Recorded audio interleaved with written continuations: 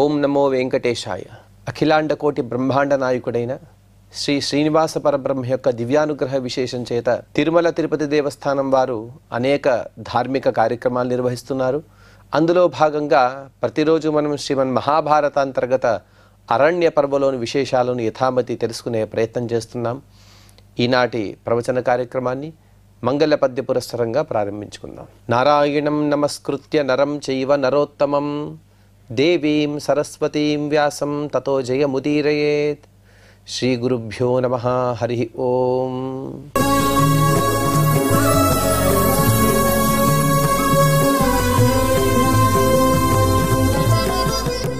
కామ్యకవనంలో మార్కండేయ మహర్షి గారు స్కందోత్పత్తిని అలాగే ఆ సుబ్రహ్మణ్య స్వామి యొక్క మాహాత్మ్యాన్ని చాలా చక్కగా వివరించారు.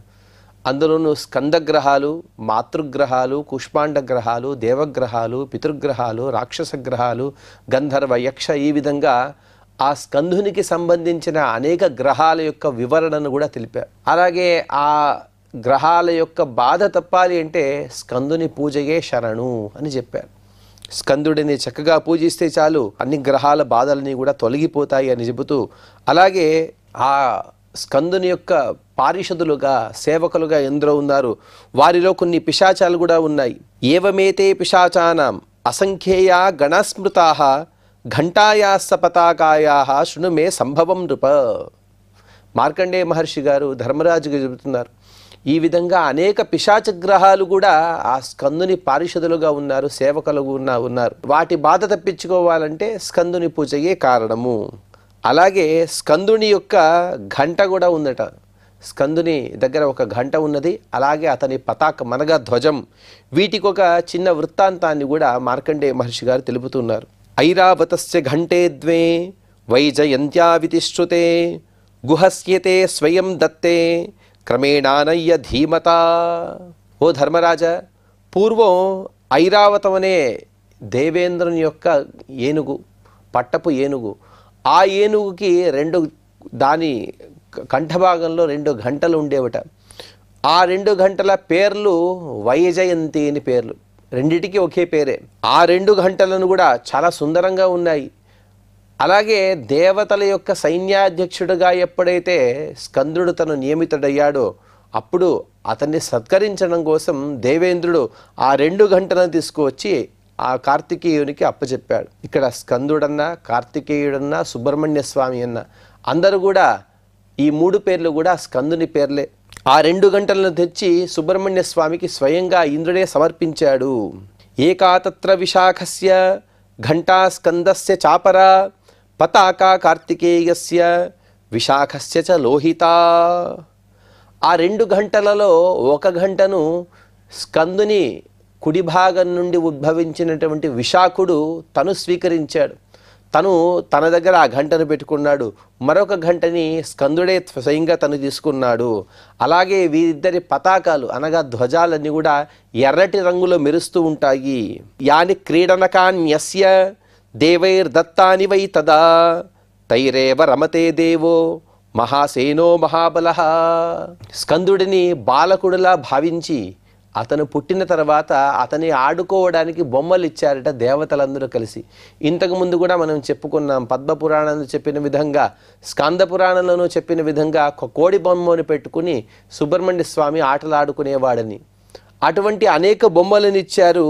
ఆ క్రీడా పరికరాలు, అవి ఏవైతే ఆట బొమ్మలు ఉన్నాయో అవన్నీ కూడా స్కందుడు ప్రీతితో ఆ దేవతల పైన అనుగ్రహిస్తూ వాటితో ఆటలాడుకుంటూ ఉన్నాడు. అతనికి ఆటలు అనేవి అవసరం లేదు సుబ్రహ్మణ్య స్వామికి. కానీ ఆ దేవతలపైన అనుగ్రహించడం కోసం, ఆ దేవతలపైన తనకున్నటువంటి ప్రీతిని చూపిస్తూ వారిచ్చినటువంటి వస్తువులతో తను కూడా సంతోషాన్ని పొందుతూ ఉన్నాడు. ససంవృత పిశాచానాం గణైర్దేవగణైస్తథా శుశుభే కాంచనే శైలే దీప్యమాన శ్రియావృతః. అతను కార్తికేయుడు కాంచన పర్వతం పైన ఆటలాడుతూ ఉన్నాడు. ఎలా కనబడుతూ ఉన్నాడు అంటే, ఒకవైపు దేవతలు ఉన్నారు, మరొక వైపు పిశాచాలు ఉన్నాయి. ఇవన్నీ కూడా ఆ స్కందుని పరివృతమై ఉన్నాయి. చీకటి చుట్టూ ఉండగా అనగా దేవతలందరూ కూడా స్కందునిలాగే దివ్యమైన ప్రభలు కలిగిన వారు, కాంతులు కలిగిన వారు.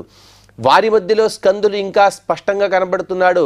వీరికి అందరికి కూడా బయట వైపు రాక్షసులు ఉన్నారు, పిశాచాలు ఉన్నాయి. వాటి మధ్య అనగా చీకటి మధ్య వెలుగులిచ్చేటువంటి సూర్యుడిలాగా స్కందుడు మెరిసిపోతూ ఉన్నాడు. తేన వీరేణ శుశుభే శశైల శుభకానన ఆదిత్యే నేవాంశుమత మందరశ్చారుకందర. సూర్యోదయమైనప్పుడు ఏ విధంగా అనేక గుహలతో కలిసినటువంటి మందర పర్వతం అనేక వెలుగుదులు ఇస్తూ ఉంటుందో, ఎంత రమణీయంగా కనబడుతుందో, ఆ విధంగా స్కందుడు కూడా ఈ శ్వేతగిరి పైన శోభాయమానంగా కనబడుతున్నాడు. అలాగే ఈ శ్వేతగిరి ఏదైతే ఉందో ఆ శ్వేతగిరిని కూడా 2 శ్లోకాలతో మహాభారతం ఈ విధంగా వర్ణిస్తూ ఉన్నది. సంతానక వనై పుల్లై కరవీర వనైరపి పారిజాత వనైశ్చైవ జపాశోక వనైస్తథా కదంబ తురుషండైశ్చ దివ్యైర్మృగగణైరపి దివ్యైః పక్షిగణైశ్చైవ శుశుభే శ్వేతపర్వతః. సామాన్యంగా పర్వతాలు లేకపోతే వనాలంటే కొన్ని వృక్షాలు ఉంటాయి. కానీ ఈ శ్వేతగిరి ఎలా ఉన్నదంటే ఒక్కొక్క వృక్షాలు కూడా ఒక్కొక్క చోట మలిచి ఉన్నాయి. అనగా ఆ పర్వతాల్లో కొన్ని వృక్షాలు కొన్ని చోట్ల మాత్రమే ఉన్నాయి. వాటిని ఆయా వనాలుగా చెబుతున్నారు. ఆ శ్వేతగిరిలో కొన్ని చోట్ల కల్పవృక్ష వనాలు ఉన్నాయి. ఒక కల్పవృక్షం కాదు, అనేక కల్పవృక్షాల యొక్క వనమే ఇక్కడ కనబడుతుంది. ఇంకొకరి వైపు గన్నేరు చెట్ల యొక్క వనాలు, మరొక వైపు పారిజాత వృక్ష వనాలు, మరొక వైపు జపాకుసుమ వృక్షాలు, మరొక వైపు అశోక వృక్ష వనాలు, ఇంకొక వైపు కదంబ వృక్ష వనాలు. దివ్యమైనటువంటి ఈ వనాలు, ఈ వనాలలో అనేక పశుపక్షులన్నీ కూడా అక్కడ ఆవాసాన్ని ఏర్పరచుకున్నాయి. వాటి యొక్క కోలాహలంతో ఆ శ్వేత పర్వతం కూడా ఎంతో శోభిస్తూ ఉంది. ఒకవైపు ఎత్తుగా పూచినటువంటి ఆ చెట్లు, ఆ చెట్లలో ఉండేటువంటి ఫలాలు, పుష్పాలు, వాటి మధ్య ఈ అనేక పక్షుల యొక్క కిలకిల రావాలు, వాటి మధ్య అలాగే పశువులు, అనేక మృగాలు ఇవన్నీ కూడా సంచరిస్తూ ఉంటే ఎంతో మనోహరంగా ఆ శ్వేతగిరి దర్శనమిస్తూ ఉన్నది. తత్ర దేవగణా సర్వే సర్వే దేవర్షయస్తథా మేఘతూర్య రవాశ్చైవ క్షుబ్ధోదరి సమస్వనాః. ఆ శ్వేతగిరిలో దేవతలు, దేవర్షిగణాలందరూ కూడా వచ్చి నిలబడ్డారు. సంక్షుబ్ధమైనటువంటి క్షీరసాగరం ఏ విధంగా అయితే గర్జిస్తూ ఉంటుందో అంత గంభీరమైనటువంటి నాదం అక్కడ వినబడుతున్నది. తత్ర దివ్యాశ్చ గంధర్వాః నృత్యంతే సరసస్తథా హృష్టానాం తత్ర భూతానాం శ్రూయతే నినదో మహాన్. స్కందుడు ఒకవైపు తను ఆటలాడుతూ ఉన్నాడు, చిన్న బాలకుని వలె. అక్కడ దివ్యులైనటువంటి గంధర్వలు, అప్సరసులు వీరందరూ కూడా ఆ స్కందుని సంతోషం కోసం వారందరూ కూడా నృత్యం చేస్తూ ఉన్నారు. ప్రతి ప్రాణి కూడా ఎంతో ఆనందోత్సాహాలతో స్కందునికి ప్రీతి చేకూర్చడం కోసం ఎన్నో కార్యాలు చేస్తూ ఉన్నాయి. వీటి వలన ఆ శ్వేతగిరి 4 దిక్కుల నుండి కూడా కోలాహలంగా మనోహరంగా కనబడుతూ ఉన్నది. ఏవం సేంద్రం జగత్సర్వం శ్వేతపర్వత సంస్థితం ప్రహృష్టం ప్రేక్షతే స్కందం నచగ్లాయతి దర్శనాత్. ఇంద్రాది 33 కోట్ల దేవతలు, యక్షులు, రాక్షసులు, కిన్నరులు, గంధర్వులు, అప్సరసులు, ఈ విధంగా సమస్త ప్రాణికోటి కూడా ఆ స్కందుని సేవించడం కోసం, అతని యొక్క మాహాత్మ్యాన్ని వినడం కోసం, అతని మాహాత్మ్యాన్ని కళ్ళారా చూడడం కోసం ఆ శ్వేతగిరి పైన నిలబడి ఉన్నారు. సమస్త జీవులు కూడా అక్కడే ఉంటే మిగతా ప్రపంచమంతా కూడా ఖాళీగా కనబడుతుంది. శ్వేతగిరి మాత్రమే ప్రపంచమా అన్నట్టుగా ఆ శ్వేతగిరి నిండిపోయింది ప్రజలతో. వారందరూ కూడా ఎంతసేపు ఆ స్కందుడిని దర్శిస్తూ నిలబడి ఉన్నారు. కానీ ఎవరికి కూడా అతని దర్శనం ఇక చాలు అని కాకుండా ఎవరికి తనివి తీరటం లేదు.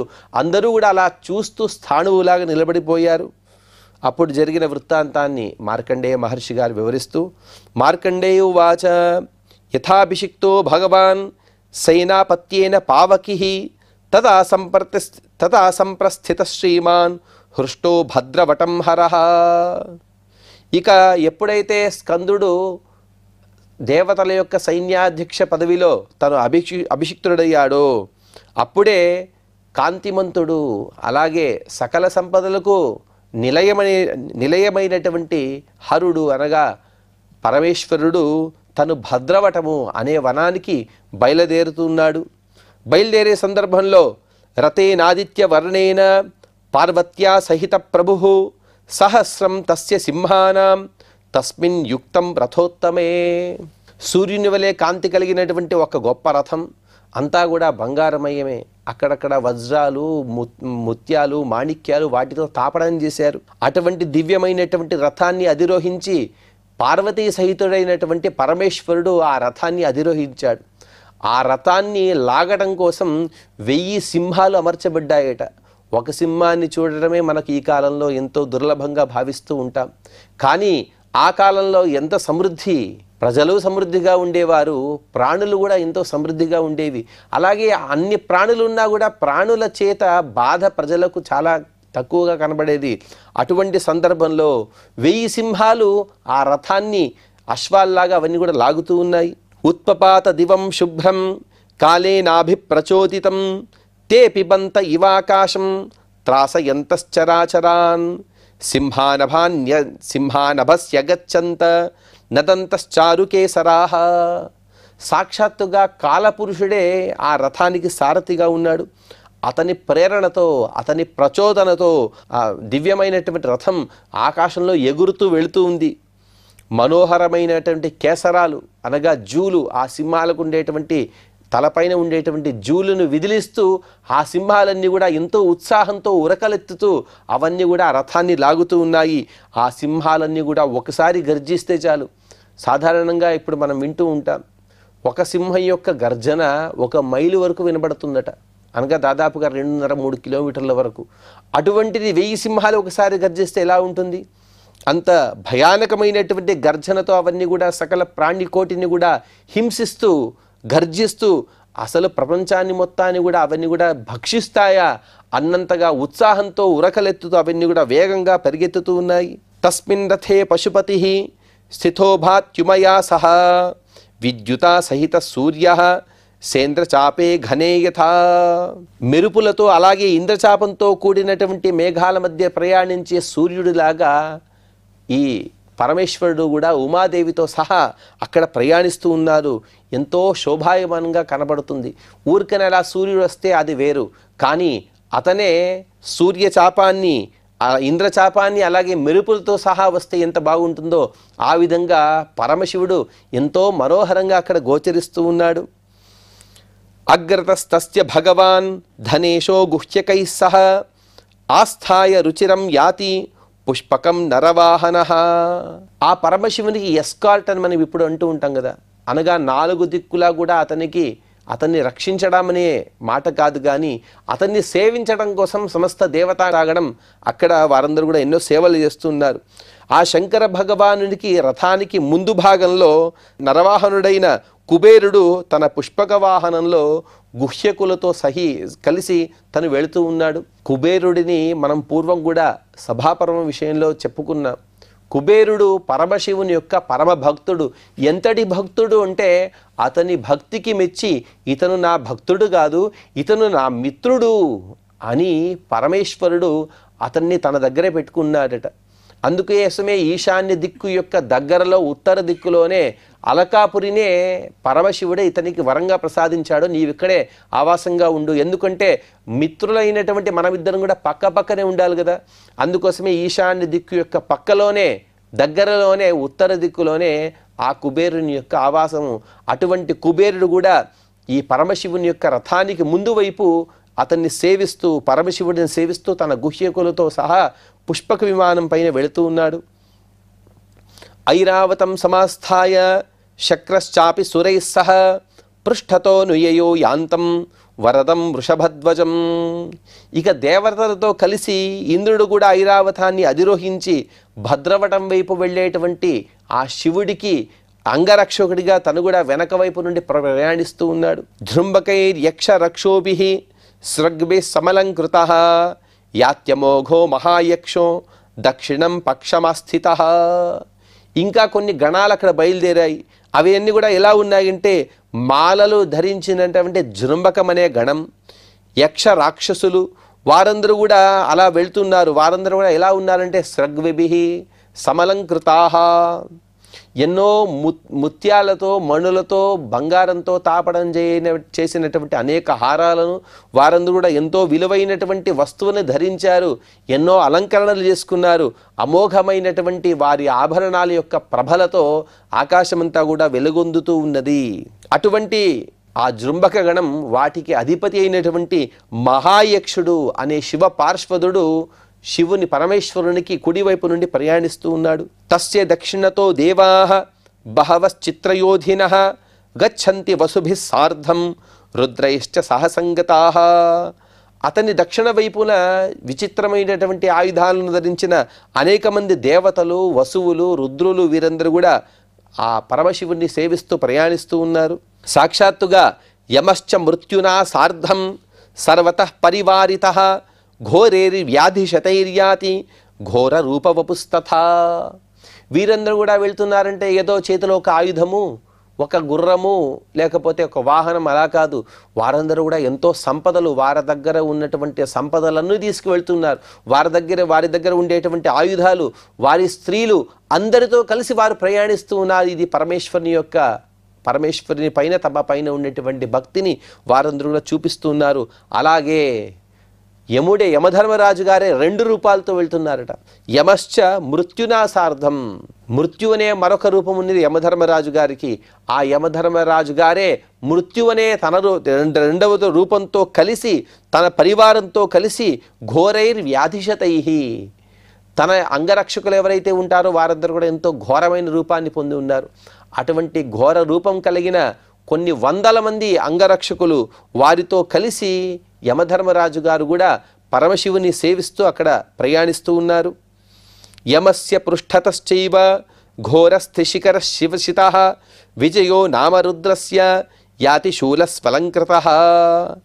ఆ యమధర్మరాజు గారి వెనక శంకరుని విజయమనే భయంకరమైనటువంటి త్రిశూలం, అనగా పరమశివుని చేతిలో ఉండేటువంటి త్రిశూలానికి పేరు విజయ అని పేరు. ఎంత చక్కటి పేరు! అనగా దాన్ని స్మరిస్తే చాలు మనకు కూడా జయం దక్కుతుంది. అటువంటి పేరుగల దివ్యమైనటువంటి పేరుగలటువంటి ఆ శంఖం కూడా తనంతటుగా అదే ప్రయాణిస్తూ ఉంది. ఆ శంఖం, ఆ త్రిశూలం ఎలా ఉన్నదంటే 3 తీక్ష్ణమైనటువంటి శిఖరాలతో భయంకరంగా కనబడుతుంది. దానికి సింధూరము మొదలైనటువంటి ద్రవ్యాలతో అలంకరించి పూజించారు. తముగ్రపాశో వరుణో భగవాన్ సలిలేశ్వరః పరివార్య శనైర్యాతి యాదోభిర్వివిధైర్వృతః. ఇక జలాధిపతి అయినటువంటి వరుణుడు కూడా తన చేతిలో ఉండేటువంటి ఒక పాశాన్ని, దివ్యమైన పాశాన్ని ధరించి ఆ త్రిశూలానికి నలువైపులో కూడా తను అంగరక్షకుడిగా ఉంటూ నెమ్మదిగా ప్రయాణిస్తున్నాడు.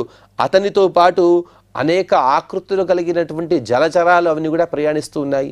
మొసళ్ళు, అలాగే చేపలు, అలాగే శింషుమారాలు, ఈ తిమింగలాలు, ఈ విధంగా అనేక జలచరాలు, జల జంతువులన్నీ కూడా ఆ వరుణదేవుడిని సేవిస్తూ అవన్నీ కూడా వస్తున్నాయి. పృష్ఠతో విజయస్యాపి యాతి రుద్రస్య పట్టిషః గదాముశల శక్త్యాద్యైః వృతః ప్రహరణ ఉత్తమైః. ఆ విజయమనే పేరు కలిగినటువంటి త్రిశూలము, ఆ త్రిశూలం వెనకే పట్టిష అనే ఒక పరమశివుని యొక్క ఆయుధం, దాని చుట్టూ కూడా గద, ముసలము, శక్తి, ఇవన్నీ కూడా ఆయుధాలు కూడా ప్రయాణిస్తూ ఉన్నాయి. ఇక్కడ మనము ఒక విషయాన్ని స్పష్టంగా చెప్పుకోవాలి. ఇక్కడ మహాభారతంలో ఏమి చెబుతున్నారంటే త్రిశూలం ప్రయాణిస్తూ ఉన్నది, లేకపోతే గద ప్రయాణిస్తూ ఉన్నది. అవన్నీ కూడా జడ పదార్థాలు కదా. జడ పదార్థాలకి సంచరించే సౌభాగ్యం ఉన్నదా అంటే దీనికి మనం బ్రహ్మసూత్రాల యొక్క ఉపకారాన్ని మనం స్మరించుకోవాలి. ఎందుకంటే అక్కడ చెబుతారు అభిమాని వ్యపదేశాత్ ఓం అనే ఒక సూత్రం. అనగా ఎక్కడైనా ఏదైనా జడ పదార్థం గురించి చెబితే ఆ జడ పదార్థం యొక్క అభిమాని దేవతగా మనం చెప్పుకోవాలి. ఉదాహరణకి ఇక్కడ త్రిశూలం తను ప్రయాణిస్తూ ఉన్నది అంటే ఆ త్రిశూలంలో ఉండేటువంటి ఒక అభిమాని దేవత పరమశివుడే తన ఒక్క రూపంతో ఆ విజయం అనే త్రిశూలంలో ఉన్నాడు కాబట్టే దానికి విజయం అనే పేరు. అనగా పరమశివుని యొక్క విజయం అనే పేరు, ఆ రూపంతోనే పరమశివుడు అక్కడ ఉన్నాడు. పరమశివుడే తన రూపంతోనే కలిసి తను అక్కడ ప్రయాణిస్తూ ఉన్నాడు. అలాగే గద అయిన, పట్టిషమైన, ఈ విధంగా ఏ ఆయుధమైనా సరే, డమరుకమైనా సరే, అవన్నీ పరమేశ్వరుని యొక్క రూపాలు. ఆ పరమశివుడే వాటిలో ఉంటూ తను అనేక రూపాలతో అక్కడ ప్రయాణిస్తూ ఉన్నాడు. పట్టిశం త్వన్వగాత్ రాజం ఛత్రం రౌద్రం మహాప్రభం కమండలుశ్చాప్యనుతం మహర్షి గణసేవితః. ఓ ధర్మరాజా, ఆ పట్టిశమనే ఆయుధం అనేక పరమేశ్వరుని అత్యంత ప్రభావం కలిగినటువంటి బంగారమయమైనటువంటి ఛత్రం వెళుతుంది. దాని వెనుక మహర్షి గణాలందరూ కూడా కమండలను చేతిలో ధరించి వారందరూ కూడా వేదాది సత్శాస్త్రాలను పారాయణ చేస్తూ వారందరూ కూడా ఈ పరమశివుడిని అనుసరిస్తూ ఉన్నారు. తస్య దక్షిణతో భాతి దండో గచ్చన్ శ్రియావృతః భృగ్వంగిరోభిస్సహితో దేవతైశ్చానుపూజితః. ఆ కమండలకి కుడి భాగాన దండం కూడా ప్రయాణిస్తుంది, పరమశివుని యొక్క దండము. అదెంతో శోభావహంగా ఉంది. దానితో పాటు భృగు అంగిరసాది మహర్షులు, అలాగే ఆ భృగు అంగిరసాది మహర్షి యొక్క గణాలు వీరందరూ కూడా ప్రయాణిస్తూ ఉన్నారు. వారందరూ కూడా ఆ దండాన్ని పూజిస్తూ ఉన్నారు. ఎందుకంటే పరమశివుడు దాన్ని తన చేతిలో ధరిస్తాడు కాబట్టి అదెంతో ప్రభావం కలిగి ఉంటుంది. అటువంటి దాన్ని పూజిస్తే, దాన్ని స్మరిస్తే మనకు కూడా అన్ని సకల శుభాలు కలుగుతాయి. ఏషాం తు పృష్ఠతో రుద్రో విమలే స్యందనే స్థితః యాతి సంహర్షయన్ సర్వాన్ తేజసా స్త్రిదివౌకసః. ఈ అన్నిటికి కూడా వెనక భాగంలో ఒక తేజస్సంపూర్ణమైనటువంటి ఒక రథం, ఆ రథం పైన శంకర భగవానుడు ఆసీనుడై ఉమాదేవితో సహా తను ప్రయాణిస్తూ ఉన్నాడు. ఋషయశ్చాపి దేవాశ్చ గంధర్వా భుజగాస్తథా నద్యో హృదా సముద్రాశ్చ తథైవాప్సరసాం గణాః నక్షత్రాణి గ్రహాశ్చైవ దేవానాం శిశవశ్చయే. ఇక పరమశివుని యొక్క యాత్రలో ఎందరూ భాగం వహించారు అంటే ఋషులు, దేవతలు, గంధర్వులు, నాగులు, నదులు అనగా నద్యభిమాని దేవతలు, లోతైనటువంటి జలాశయాలు వాటి అభిమాని దేవతలు, సముద్రాలు సముద్రానికి అభిమాని దేవత అయినటువంటి వరుణుడు, అప్సరసలు, నక్షత్రాలు, గ్రహాలు దేవతల యొక్క కుమారులు.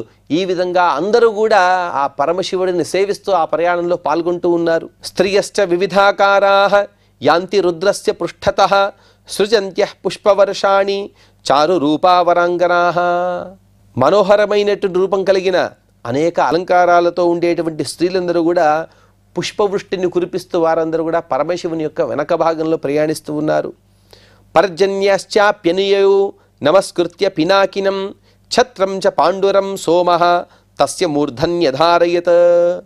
ఆ శంకరునికి నమస్కరించి పర్జన్యదేవుడు అనగా వరుణదేవుడు కూడా అతని వెనకనే వెళ్తున్నాడు. అలాగే చంద్రుడు అనగా సోముడు ఆ శంకరుని యొక్క తలపైన తను శ్వేతఛత్రాన్ని పట్టుకుని నడుస్తూ ఉన్నాడు. చామరే చాపి వాయుశ్చ గృహీత్వాగ్నిశ్చ ధిష్ఠితౌ శక్రశ్చ పృష్ఠతస్తస్య యాతి రాజన్ శ్రియావృతః సహ రాజర్షిభిః సర్వైః స్తువానో వృషకేతనం.